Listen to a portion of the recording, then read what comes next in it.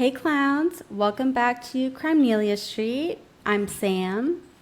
And I'm Tori, and we are gathered here today. It feels like it's been an eternity since we recorded last, and the whole thing feels foreign to me. Anytime we take like more than a week and a half off of recording, it's all brand new to me. Right, like who are we? What are we doing? Why are we here? Have I Is done it this just me? before? Right. No, but it's just simply the week after Thanksgiving, and we are recovering from the food comas, the blur. It's just a blur, I think, this time. It has been a blur, yeah. And I have this week off work, and like the whole week is gone almost already. And it's just been a blur of disc golf, really. Which is amazing. It is funny because you did say, you're like, oh, I have the whole week off work. I feel like you said that yesterday. No. That was probably on Saturday, and now it's Thursday. Well, shoot. Well, damn it. Yes. Time is just flying by, as it does. As it does. And I already have the Sunday scaries. I know my email inbox is going to be... I've muted it, which I've never done before on a vacation, and there is like a certain liberty in that, not seeing all the notifications at this point, but it will be something. Oof. So you're just going to like raw dog it on Sunday or Monday morning? Monday morning, certainly not on Sunday. That is my last day of peace. Yes. Although the scaries will have set in full force by then. Okay, so we need to come up with an action plan to help you on Sunday, is what you're saying. Probably. Okay. There needs to be some kind of reinforcement, yeah. Yeah, maybe some disc golf or something. You know the way to my heart. What can I say? Sam tonight is 11 turkeys, and I love that. It's perfect theme. And I'm assuming you're referring to that lyric where I am pretty sure she does say 11 turkeys creeping up on me. 11 turkeys creeping up on me. Up on me. What else could it be, really? One cannot be too sure. Exactly. It's just the vibe right now. Yep. Tori is Sleeper Cell Spy in 4K, and I am curious. What is that? Well, we're going to get the bridge to The Smallest Man That Ever Lived in 4K soon. Oh my God. It's coming. So true. It's coming. It's very It is close. also creeping up on me, speaking of. Yes. Wow. Yeah. That's going to be super cool. It's upon us, especially with how quick time is flying by. Yeah. And then there's all these stages popping up. Or I said all these, but Oh my gosh. Yes. at least one. In LA. And I think maybe at least one. Is it just LA? I wasn't sure if it was LA and New York, but definitely LA.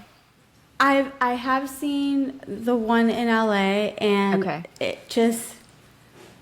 it tickles me because, and I've bitched about this so many times, I know, there was never an LA post on Instagram. Okay. Oh, yeah. So like in my Delulu, just nature, I'm like, what if she does one last? No, it doesn't make sense. But It well, like, doesn't. why wasn't there a post for LA? Right. I Why? think there was a couple cities, though, that there wasn't. Right? I don't think so. I don't think so. Vancouver as well. Okay, so is that like? That's interesting because she filmed both in LA and Vancouver. Ooh. Right? Yes. Yeah. Can you hear my cat in the litter box right now? I can. Before we recorded, I had to unplug my TV from the wall because I couldn't find the remote for it. Oh, no. And I was like, I bet Finn got a hold of it, right? But like, whatever, I was like, that's the last thing I want to worry about right now. I'll just unplug it. Right. So I did. And then as I was walking, I went to go get a glass of wine, walked back over to my desk. I'm like, what is that in the litter box? Yep. What? He dropped the remote into the litter box, yeah. The thing that you touch with your hands, probably more than anything else. And it's probably the hardest thing to clean, too. Down the little Just without crevices. the crevices, yes. Oh. Yeah. You gotta love it. Oh my gosh. That is so funny. I'm sorry though. That sucks. It's just fine. How can you not laugh at it? Yeah. You really, it's like this bitch. Yes. That is so funny. But also shitty. Toddlerhood at its finest. Mm-hmm. Yeah. Always funny and shitty at the same time. It's the duality. The duality of it all. Absolutely. Mm-hmm. Yeah. Yeah. I get that for sure. But yeah, the stages, well, we can definitely circle back to that too. Okay. So we can be nice and happy at the end of the night, if you'd like. I think that's a good idea, yeah. Okay, So cool. we can hop into the sad stuff, I guess. Okay. See, it feels weird saying that. It feels foreign. Right. We've been happy for so long. I know. Okay, sad stuff. So this case is going to be pretty different than what my usual cases. For starters, it might be short. It might be shorter than just one usual episode instead of being 2 or 3 or 4 episodes long. I know my last one I had 21 pages of notes, and this time I have 7. Wow. Okay. All right. Okay. So I think that's maybe progress. Just the topic too, there's not like a ton of sources for this. My biggest source was this docu-series called The Children of the Underground. It's on Hulu. So after you guys listen, if you want a more in-depth dive, that is definitely a good place to go. It's almost too in-depth, I will say, the docu-series. It could have been maybe an episode shorter, but there's definitely a lot of information there. Okay, so our story is set in the 1980s to the 1990s. And it centers around Faye Yager, who was born December 19th, 1948, and she actually died just last year in August of 2024. I believe she was like 75, so she lived a good, long life. Faye's crimes are the centerpiece for the story I'll be sharing today, but this isn't our typical true crime case coverage. It's kind of different because the person committing the crime, in my opinion, is not the real criminal. Ooh. Little twisty twist. Yeah. So in 1966, Faye married Roger Lee James when she was 17 years old, which was normal back then. Like alarm bells go off for me when I hear that, but I guess, those were Different the times. Yeah. Yes, yeah. So they say. When Faye was 19, she gave birth to their daughter, Michelle. I'm going to give a little preface. We're trigger warning for this episode. We do talk about sexual abuse. We don't get into any of the details, but there is sexual assault on minors is kind of the main topic. Okay, so one morning, Faye woke up earlier than usual. She comes downstairs and she walked in on Roger sexually assaulting their daughter. Roger instantly tried to gaslight Faye and told her that she didn't see what she saw. He went as far as to have her committed to a mental hospital and get TENS shock treatment due to her hysteria about the situation. You have to be kidding me. Seriously. Oh my gosh. Wow. And what's crazy to me is I can only imagine as she's in the mental hospital, she's probably repeatedly telling these people who have her locked up that this man sexually assaulted her daughter, and they're all just like zapping her for it. That is I cannot imagine the level of rage. That would drive anyone absolutely nuts. My blood is Wow. boiling. Yeah. Also warning, I may get a little heated, a little hyped up during this one. Oh my So, goodness. Yeah. as soon as she got out of the hospital, she went to get her daughter from Roger. When she got there, Roger handed her divorce papers, and Faye was 22 years old at this time. Roger hired the best lawyer in town. He was well off. Faye knew nothing about court proceedings. She's a 22-year-old girl, dependent on her husband. They have a court hearing. So he comes in, he's in this suit and tie. He's presenting as a normal businessman instead of the monster that he is. She's hysterically trying to protect her daughter, and he's cool as a cucumber because he knows he has misogyny on his side. Faye mentions as well in the documentary that the room was filled with men, and everyone there who had any authority or say-so was a man.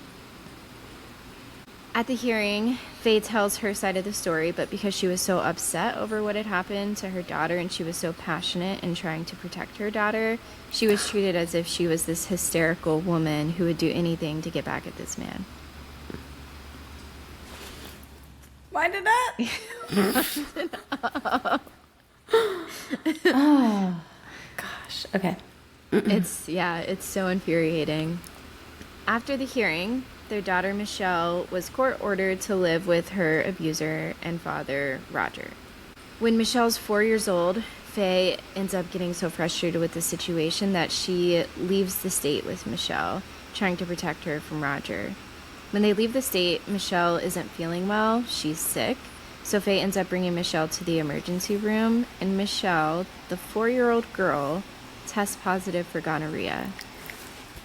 Oh my gosh. What Yeah. the fuck? Yeah. Wow. So Faye thought, well, now I've got him. At least we have evidence, right? So she goes back to court. But the only thing the court was interested in was the fact that Faye had left the state with the daughter and was in violation of the court-ordered custody agreement. Oh my gosh. Yeah. So Faye was arrested and in jail for 6 weeks. After that, for 10 years, Faye was granted 2-hour supervised visits a month with her daughter, Michelle, for the next 10 years. And Michelle's with her abuser, where the court placed her. Oh my God. After she had evidence, like literal medical paperwork. Mm-hmm. In May of 1988, dickbag Roger Lee Jones. Perfect. Perfect. Faye's ex-husband and the man who was granted custody of their daughter, Michelle, was added to the FBI's 10 most wanted list for the first child molester to ever be added to the list. Wow. I fear she was maybe right. Yeah. Yeah. So, he was added to the FBI's 10 most wanted list when he fled Sarasota, Florida, of course, Florida, and missed his court hearing after being charged with 7 counts of lewd and lascivious assault on a child under 16. After being featured on America's Most Wanted, Roger was arrested from a KOA campground in March of 1989. Michelle, the daughter, was able to testify as part of the court proceedings. Michelle tells the court that her father continuously molested her throughout her childhood, and when she reached the age of 13, she ended up putting a gun to her father's head and told him that if he didn't stop molesting her, she was going to end him. Yeah. And it sounds like that did end the assault. Thank goodness it didn't, go in a crazy, violent direction from there. But God, what that poor girl went through. Yeah. Oh my gosh. To even have to do that or feel like you have to do that at 13. Mm-hmm. Previous to Roger's charges, Faye would ask her daughter, Michelle, if she were being abused by Roger during their visits or phone calls, and Michelle would always tell Faye that she hadn't been. Once the charges were placed on Roger, Michelle reached out to Faye and told her that she was right the whole time about Roger and that he had been harming her all along. I don't think this is something that any parent ever wants to hear, obviously, but I do think that for Faye, there was some kind of validation in, like, okay, you were putting up that fight, you did that jail time, you did that shock treatment for reason. Yeah. Like, it was real. You weren't crazy. You did see what you think you saw. It was around this time when Faye had heard from Michelle and had that validation from her that the beginnings of the Children of the Underground came together. And this was in 1987. So around this time, Faye read about a woman named Karen Newsom in the newspaper who refused to turn her children over to the court or to their father because they had been molested by their father, but the judge didn't believe it, and the father was granted custody. So Faye flew out to Mississippi and started meeting people that were involved in keeping the children, like, under wraps and, what is the word? I can't think of it right now. On the run, I guess. There was obviously a problem in the U.S. at the time where children were being molested by adults in their lives, often their fathers, but not always, and the abusers weren't being prosecuted. Prosecutors weren't bringing these cases to court, even to criminal court, because it was difficult to prove sexual assault against a child in many cases unless there was photo or video proof, and a lot of people just aren't that stupid. So the cases then would end up in family court instead of criminal court. And family court is a special court that handles issues involving divorce, domestic abuse, and child custody. The downside of these cases getting brought to family court is, one, these monsters aren't getting prosecuted. They're not doing any time. There's no sentencing that comes from family court. Two is there's more due diligence when cases are brought to criminal court than family court. For instance, an alleged abuser may be told to stay away from the victim until the verdict is reached in criminal court, but that's not something that happens in family court. There's also more due diligence around vetting evidence and making sure that it's sound, and there's no standard of proof of evidence in family court. Even evidence of a sexual disease isn't always enough because they can bring in experts who could say that the child may have had poor hygiene and gotten the disease from, like, a toilet seat or something. Oh, gosh. Yeah. Also, like, I'm sure just the whole process of the court case and everything may exacerbate, like, people getting angry, and it just brings up all these emotions and things like that. So, right. And can create unsafe environments. Some of the judges, too, would specifically, like, grant the parents who were the potential abusers visitation because they're like, if we find that this isn't true, then, like, we don't want to diminish these bonds in the meantime. But it's like, but what if it is true? right. Like, And sometimes on the side of caution, I would say, if a child, especially if it's a child's safety is involved. right. And, like, they would sometimes do supervised visits too, but it would be like the abuser's mom supervising the visit or something, and it should be like in a state facility or like a county facility where there is, like, someone paid to supervise, you know? Right. You can. That's not a good alibi. Like, my mom said I was here. Right. We've said it before. It's been a reoccurring issue. It can't be your mother. No family Anyway. members, no friends. Right. Third party. Non-biased, please. Right. Camera footage. Yes, yeah. Cameras should be rolling in those rooms. So Faye and some of the other people that were involved with hiding those two children in Mississippi began getting involved with each other and then also with other women who supported the same cause. They formed a group called MARC, which was MARC and stood for Mothers Against Raping Children. Sign me up. Right. It's just crazy that there had to be A women group. in organizations like that. Like, and it wasn't, there was another one mentioned in the documentary too. It was like Mothers Against Sexual Assault. Shouldn't every Yeah. Right. But go them. Different. 100%. Yeah. It just sucks that that has to be a thing.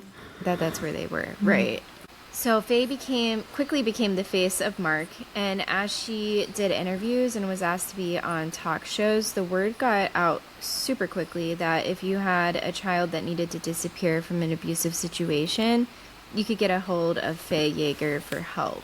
Talk shows were even sharing phone numbers where you could reach Faye at, just like up on the screen, which is Wow. interesting because obviously like this is illegal. Right. And an active investigation or something, right? I mean, once kids are, missing. Yeah. Yeah. So Faye was definitely a bit of an evangelist in her own way, too. After everything she'd been through, she kind of had this outlook of like, I want to get as many children out of these situations as I can. This formed the Children of the Underground Network. The network was comprised of people and connections across the country and across the world. People who could house families on the run, people who could assist with getting fake documents, validating medical records, etc. They ended up having a ton of connections. It was crazy how many people came out of the woodwork and wanted to help with this. And often people who were helping the network were people who had been in abusive situations themselves or close to them in their pasts. There came a point down the line where Faye ended up separating from the group Mark because she was getting too much media attention and she was kind of boisterous sometimes and didn't always think about the words that she was saying and how it could impact other people she was associated with. So she kind of ended up being too much of a liability for Mark. Faye ended up going off on one of the fathers who was a doctor during a talk show and accused him of sexually assaulting his patients and having active lawsuits against him for that misconduct, which he may have. I don't know if that's true or not. But he did end up suing Mark for slander for $5 million. Oh, shit. So, yeah, they felt that they were better off publicly distancing themselves from Faye. Because it didn't seem like she was really willing to back off from saying how she felt. Right. I was going to, do we have any direct quotes from her? Oh, Like, dang. I don't, but it is, if you watch the docuseries, I mean, they show her standing up and, like, looking this man in his face and saying this. And just, like, yelling in his face. She's not yelling. She, like, has this, oh, my gosh. I wish I would have gotten a clip for her to share on here, because she has this, like, southern draw to her voice, but, like, it's very, like, matter of fact. Anyways, I yeah, can she's respect not yelling. that. Wow. Yeah. So this documentary covered many women's and children's story. There was one in particular with a little girl who had an injury from her father having injured her with a knife during a sexual assault. I'm not going to get into any more details, but it's just like, fuck. The documentary That's does. fucked It up. gives like all these details. Yeah. The mother went to the cops and the father was still allowed visits with supervision. The supervisor being his mom, who didn't believe any of this was true, so she really wasn't supervising visits at all. Oh, my God. What is wrong with these people? It's crazy, dude. It's a man's world. Clearly, I guess. And we're just living in it. Yep. I hate that. It blows my mind. It really does. It really does. It's like, thank God things have changed and like we live in a time where this is so outlandish. Like it seems crazy. Like Right. It's taken a bit more seriously. Yeah. Yeah. Even sometimes today, though, these For sure. things are still happening and people just turn a blind eye. Anyway. Yeah. Okay. Yeah. So the girl, every time she would go visit her dad, the mom said nearly every time she would have new stories of assault. And it got to the point where the mom was meeting the father to get the child back at the police department, and she would just walk in before the meeting and be like, who wants to take her testimony this time? Wow. So the mother was making sure to get everything documented, at least, but still, like, literally meeting every time you exchange at a police station, and they're just, like, writing it down. They're like, okay, noted. We'll see you next week. Right. Yep. That's crazy. So when her daughter was 4 years old, the mother also, like Faye, got frustrated, packed up, and moved out of state and went to her parents' house in another state. Once they were there, the mother took her daughter to get what sounds like it was essentially a rape kit at that time. The rape kit for the girl came back saying that the girl had a sexually transmitted disease and there was evidence of sexual assault. 4 years old. That makes you sick. Oh It my really God. does. Yeah. Yeah. I mean, it makes the hairs on my arms stand up, and it does like make me queasy. Yeah. Yeah. The mother got a lawyer, and the lawyer felt good about the case, but the father was not convicted. In fact, the mother was served a warrant for her arrest for leaving with the child and a pickup order for her child. That's wild. It's like, how... Like, you're coming for the mom when they're presenting the evidence of, like, this is why I left. It's just, they're like, oh, we don't want to see that. We're working on your No. case. We're just trying to find See you. what? Yeah. Where? The first survey on sexual abuse in the U.S. came out in 1979. The findings showed that 22% of women stated they were sexually assaulted, and 9% of men said that they had been sexually assaulted. Many of the women were saying they were assaulted by someone in their own families. It seemed it was tough for the public to reconcile that accomplished people could be coming home and sexually assaulting their children at night. There was a big push in the 1980s around this time on stranger danger because it seemed easier to believe that strangers or like a man dressed in a trench coat in a dark alleyway was committing these sexual assaults on children versus a doctor or a lawyer coming home and doing this to their own children in their beds at night. The mother who got the warrant out for her arrest, her name was April, and she was given Faye Yager's number. So Faye brought April and April's daughter into the network. She pretty much was assisting people with how to break the law and how to stay under the radar and stay in hiding. She would pretty much give them like a crash course lesson on like, I can't do it for you, but this is how you do it. While the mother and child were traveling, it would be something like a mother would, with her daughter, would go, or children would go to someone's house. They'd be given a phone number, and they said, when you get to this city, call this phone number. They'd call that number, and those people would usually house them for a couple days until they get another call from Faye telling them which city to go to next. And that would go on until eventually the family would be set up somewhere where they could live full-time. Often they were taught to acquire fake documents, fake birth certificates, and social security numbers, and then they could reestablish themselves elsewhere. Faye would go to cemeteries, actually, and find gravestones of babies or children who were about the same age as the children who were getting into the network, and they would use those people's names to create documentation. Faye was arrested eventually for kidnapping and cruelty to children. There was a mother who went to Faye to get her daughter into the network, and then the mom decided she no longer wanted her daughter to be in the underground, and the story is that Faye didn't want to give her daughter back.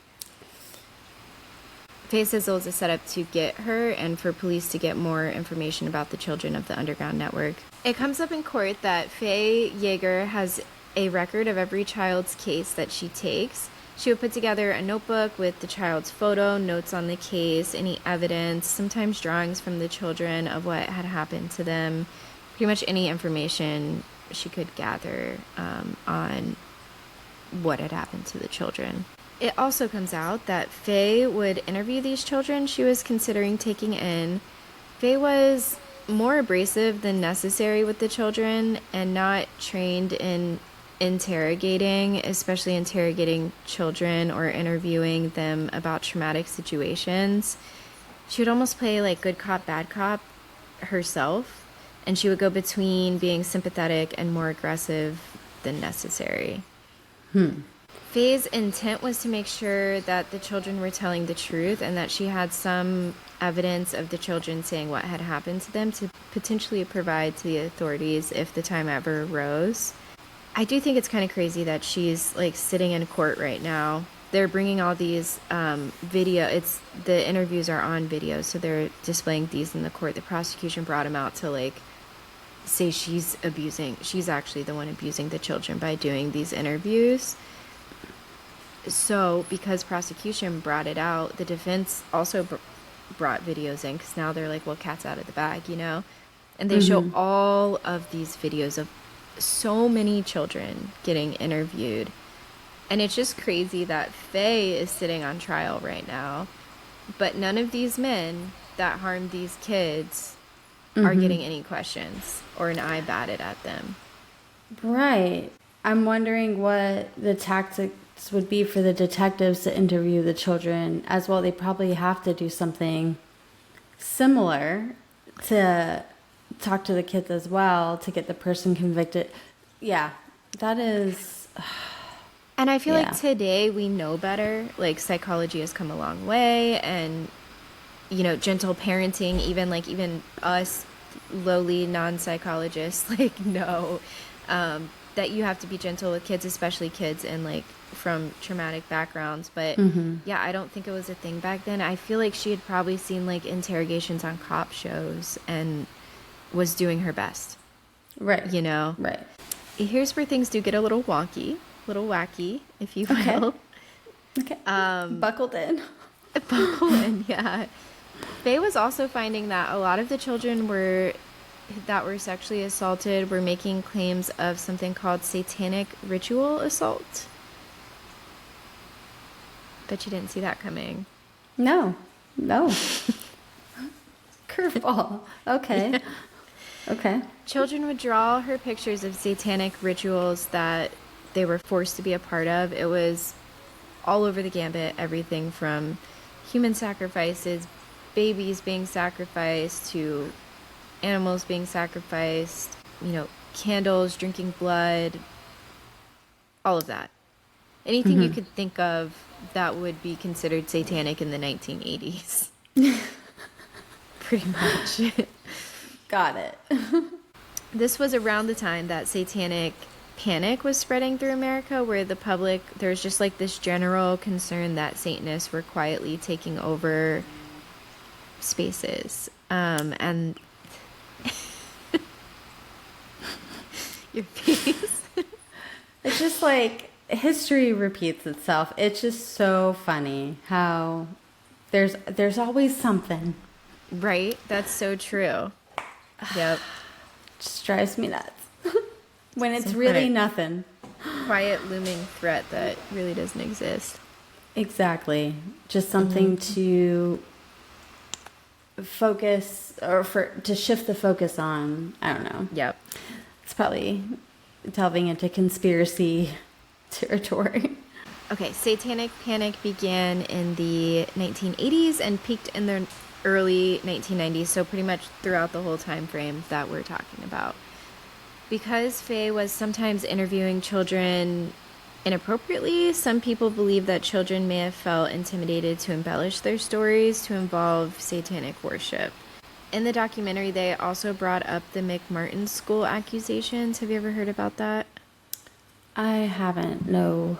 So the McMartin School was a preschool where there was medical evidence that children were being sexually assaulted at the school. Faye had nothing to do with this case, but she did hear about it through one of the moms she was helping because it was happening during the time of the children underground. So there was proof that the children were being sexually assaulted, but as more and more children were interviewed and a lot of children ended up coming into it. It was speculated over 100 children could have been involved during the time that the sexual assaults were happening, because I think it spanned like quite a few years. So as more and more children were being interviewed, something happened where the stories began to get more and more wild.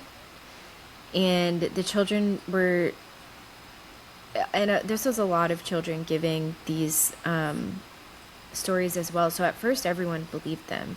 But the children were talking about being taken into tunnels under the school, animal sacrifices happening in classrooms, and videos being taken of the sexual assaults.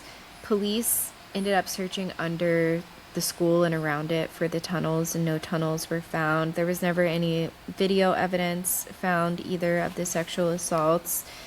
It seems that somewhere along the lines, the traumatized children had embellished their stories, and it was kind of like a snowball rolling downhill, and it was just difficult to slow it down. Which also kind of reminds me of the Salem witch trials, or just like that idea of like a mass hysteria event.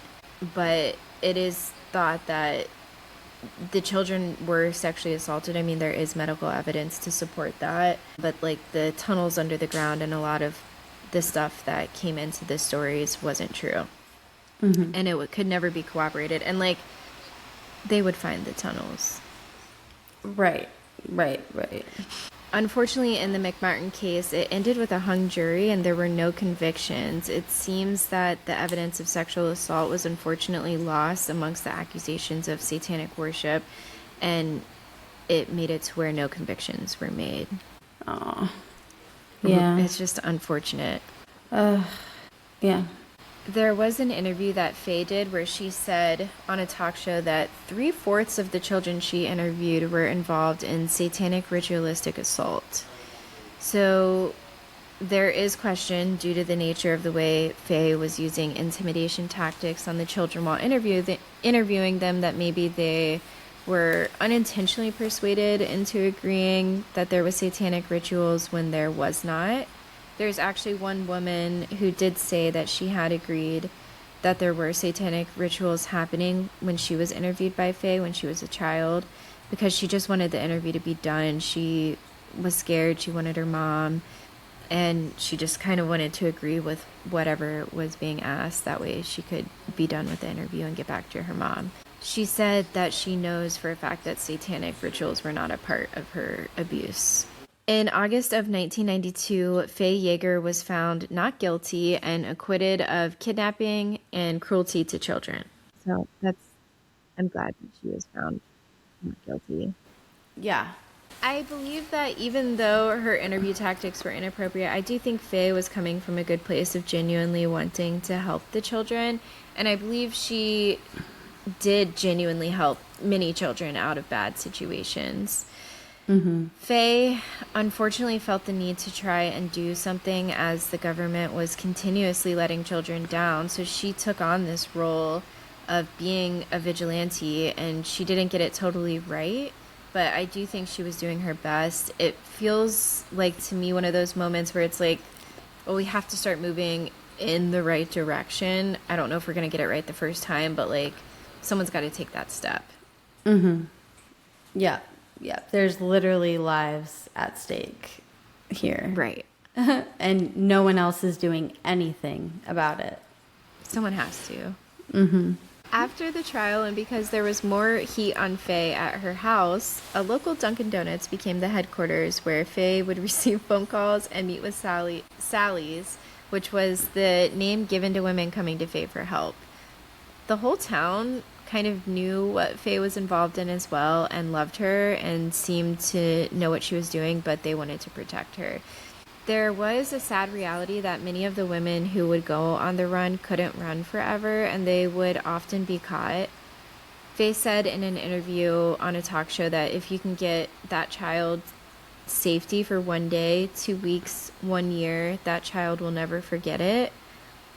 The unfortunate reality is that some of the women who were caught after going on the run with their children were then prosecuted and convicted and lost access to their children, or would have very limited access to the children, who would go back to the homes of their abusers as well.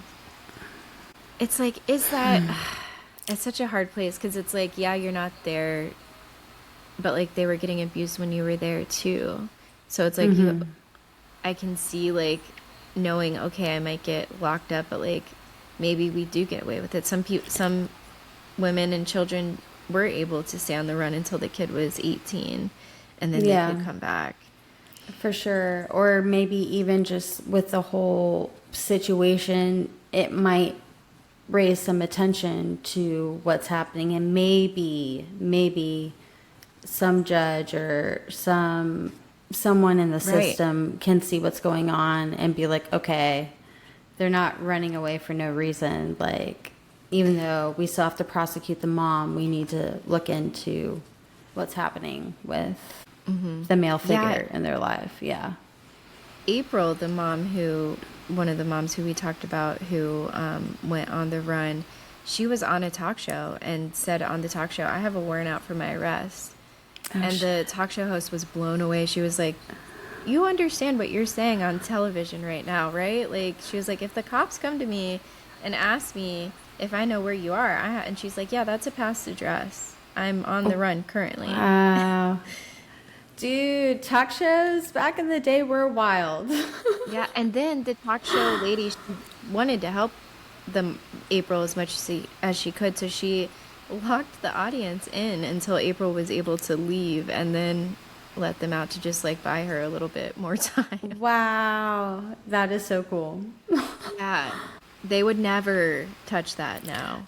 Right. Like, Good Morning that type America, of like Montel was No. one of them. You remember Montel, right? Oh, yeah. Oh, yeah. He had Montel, Ricky Lake, Yeah. all that. Wow. So April was eventually found by the FBI and arrested. At her trial, they had to prove that April's story of protecting her child was likened to a woman running into a burning house to save a small child, even though she was putting her own life at risk. That's what the lawyer said was kind of his goal, is to like, I have to make it seem like she tried every option and this was the last resort, and she's Yeah. even putting herself at risk to do it. April, luckily, unlike many other moms who were caught, was acquitted also in 1992 when Faye was. Obviously, the dads or the parents who were losing access to their children were pissed. There was actually a woman who went into the underground, but for slightly different reasons than the previous women that we've talked about. She wanted to go into the underground because of domestic abuse. Her husband had abused her physically, but the children were never involved in any kind of sexual or physical abuse. But she was worried to leave her children with the man who was violent and physically abused her, and she didn't want her kids around someone who could be violent, which I can totally understand. Yep. So she went into the underground with their two children. Her husband, unfortunately, was very wealthy. His name is Bipin Shah, and he was the father of the ATM. Daddy ATM himself. Wow. Yikes. Yeah. By this point, Faye was putting families into hiding internationally instead of nationally. I guess it was a little bit easier, probably, with the FBI. And Bipin Shah ended up on the cover of Time magazine after offering a $2 million reward to anyone who would return his children to him. Oh my. What? Yes. And that's kind of bold because you don't know who's going to pick up your kids when you offer a $2 million Right. reward. Like, you could have criminals getting involved, you know, like I mean, you'd And like it's to think they're wild gonna. that it was on the cover Time magazine. Yes, that one. They did quite a few articles, like following up on this after too. Yeah, very long articles.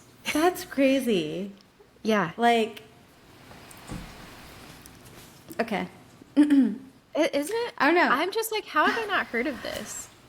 I thought, like, I know Time is always, I don't know, like, we've had people we love on the cover. We've had people we don't love on the cover. We have. So it's interesting, but yeah, that's just, why give someone that awful They that seem kind to of paint him in platform. a pretty light too. Okay. Yeah. Well, this is fine. So Shaw ended up getting word. Cat hair. It happens. That's so Yeah. Taylor Swift. So Taylor Swift. I bet that happens to her all the time. Shaw got word from some of his private eyes internationally that they knew where the girls were, his two children. They maneuvered to get the girls from their mother and bring them back to the States. The girls were, this article literally quoted, the girls were plucked like flowers from their mother's hands and taken away as the mother was left in the street screaming. Oh my God. Stop. Yeah. Horrible. For everyone involved. The children, the mom. Absolutely terrible. Their mother avoided arrest for some time, but was eventually arrested for child concealment charges and sentenced in 1999 to 2 years in Chester County Jail and 100 hours of community service for fleeing with her children. Shaw then turned to Faye Yager with a $100 million lawsuit against Faye. Shaw eventually dropped the lawsuit, but damage had already been done to Faye's reputation, and her family was receiving death threats. Faye ended up stepping back from the Children of the Underground, but stated that the network is in place and will carry on without her. And that is the end of the story of the Children of the Underground and Faye Yager. Dang. So is she just like out and about now? Oh no, she passed away. Well, last year. But yeah, she was just oot and a boot. Yeah. Dang. She stopped doing illegal stuff, so I think she was good to go. Yeah, or maybe it's just what we know. Maybe. I know, I do wonder. Because if I know anything about Faye, she's a spitfire. yeah, she'll make it happen. I do think it put a lot of stress on her marriage, too. She ended up marrying, I think his name was Howard Yager, after she had left Roger. And he, like, I think it almost drained his wealth, just, like, paying for their court fees and stuff. So wow. Yeah. And they had a 19-bedroom home. Or, not bedroom, 19-room home.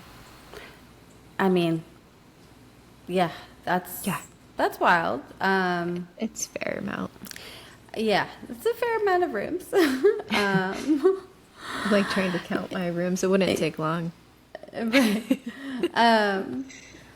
But it's like, it's hard because that's when it's overall like good what she's doing, but there's the gray area of, you know, some of the things. But at the end of the day, like, I cannot imagine being put in like a ward or something, someone telling me I'm crazy over trying to protect my children over something I know that's happening. Like, that would be enough to send me into orbit, dude. Like, 100%.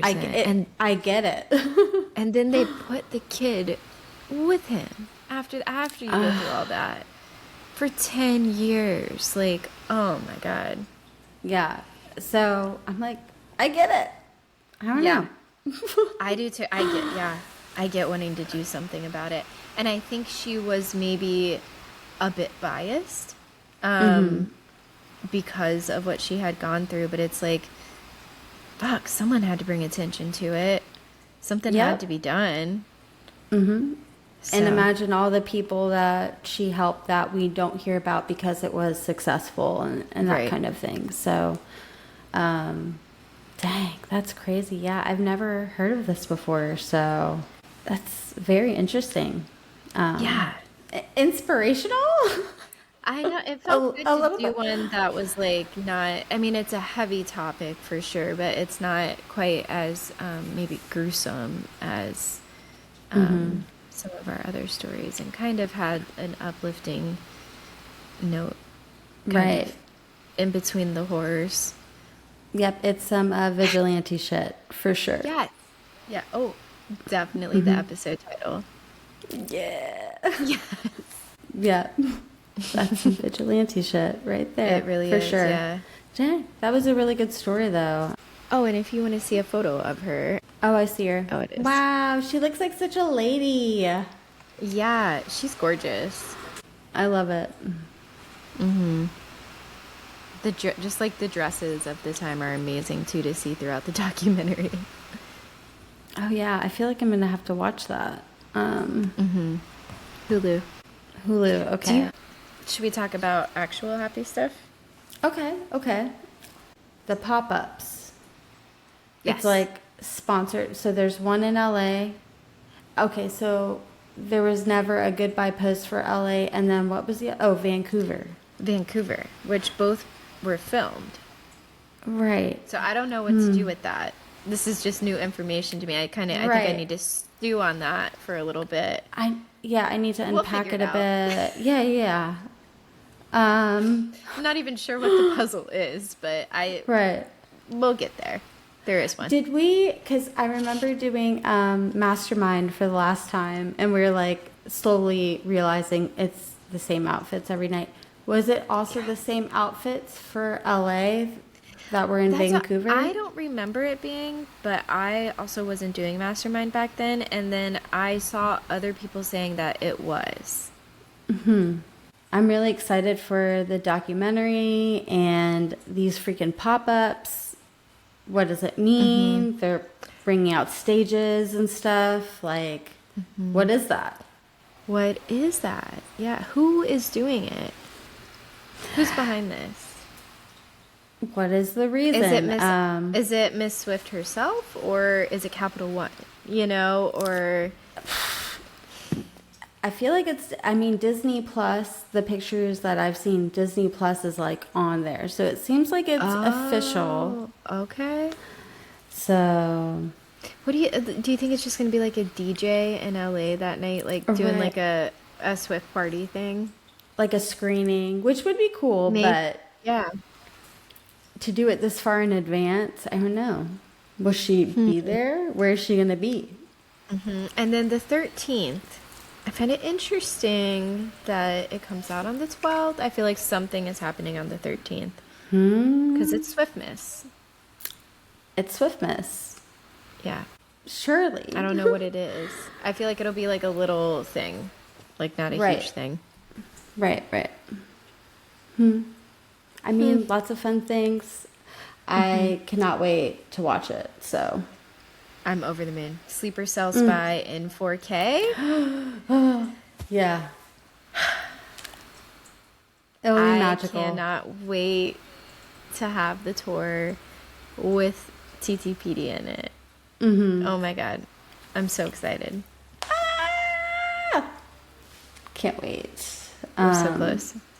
Yep, so close. We have a fun few weekends, and so next weekend is the docuseries, and then the weekend after that we have our little concert. Yeah, so we got some very different music genres coming up. We got some jam band coming up, and then bluegrass. So we're all over the place. Yeah. We're women of... Are we cultured? Culture. There it is. We're just, a little bit of culture, Not words, that's for sure. Right. Not that, though. No. Good thing we have a podcast. Right. Oof. Oh, man. On that note. Thanks for joining us for this episode of Crimelia Street. You can follow us on Instagram at Crimelia Street or on YouTube at Crimelia Street Podcast. Check us out on TikTok at Crimelia ST Podcast, and feel free to send us an email with any comments or suggestions for episodes at crimeliast@gmail.com. Bye, clowns. Bye, clowns.